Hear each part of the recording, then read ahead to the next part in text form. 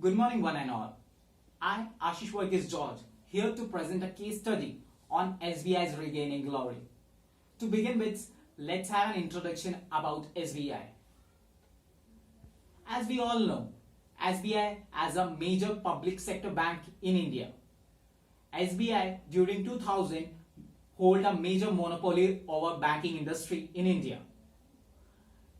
After 2000, SBI has seen a major downfall in banking industry in India due to the coming up of private banks like ICICI and HDFC. These banks captured the Indian market and that led to the downfall of SBI's share in the market. After 2006, we have seen SBI's share gone up, due to which there is a major chairman contribution was there in SBI. O.P. Bhatt was elected as a chairman in SBI in 2006. He had done major changes and transformation in SBI, due to which SBI share gone up and in presently has a major market share in Indian market. Now let's see about the SWOT analysis: strength, weakness, opportunity and threat of SBI.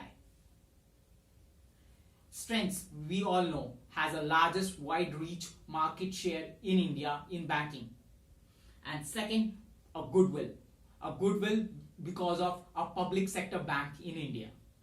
And third, we all know it provides variety of services, and even SBI has gone digitalized in India. And what have the major weaknesses of SBI? Let's see. Limited market share growth. Limited market share growth only because of the private sector banks emerging and they are taking over its share. And the bad debts. The bad debts are the major weakness of SBI. Most of the banks in India are facing the same problem like SBI bad debts. And the loan issues. Loan issues is the major thing because if we go to a private bank and ask for loan, these private banks will easily give you loan, but like public sector bank SBI, they have loan issues while processing it. And let's see about the opportunities. After 2006, as I have said, O.P. Bhatt was elected as a chairman in 2006, and he restructured the SBI's whole system, and this restructuring will be taken as a major important for growth of SBI. And let's see about increasing borrowing capacity. SBI's increasing borrowing capacity of every person in India is an opportunity for SBI. And let's see about the digitalization. We have seen digitalization should be considered as a major opportunity because digitalization is the only one way that SBI could capture the Indian market. Let's see about the threats. Major threats to SBI is the bad loans or bad debts that create a major impact for losing the market share in Indian market. And second of all, we all know the cyber threats. These cyber threats is creating a problem for SBI's growth. And what are the learnings we have seen during all this case study or this case process is that customer responsive culture after 2006 was adopted in the leadership of O.P. Bhatt, and the communication and employee engagement. Communication and employee engagement is major need of SBI to grow, and today's scenario SBI is coming up with the private banks. The only reason is employee engagement. Before that, SBI never captured these kind of employee engagement process in India. And let's see about the third learning: SBI's cultural transformation. SBI's cultural transformation created a major impact due to which SBI gained its glory in the market. Let's see the three important questions in the case study. What are the ways the organization can engage employees to advocate of change? The employees before 2006 were lazy. They are not engaging in the organization. After 2006, on the leadership of O.P. Bhatt, there changes in the employees. There is a proper communication between the employees. There is a proper customer engagement were there, and employees were paid better than the private sector banks.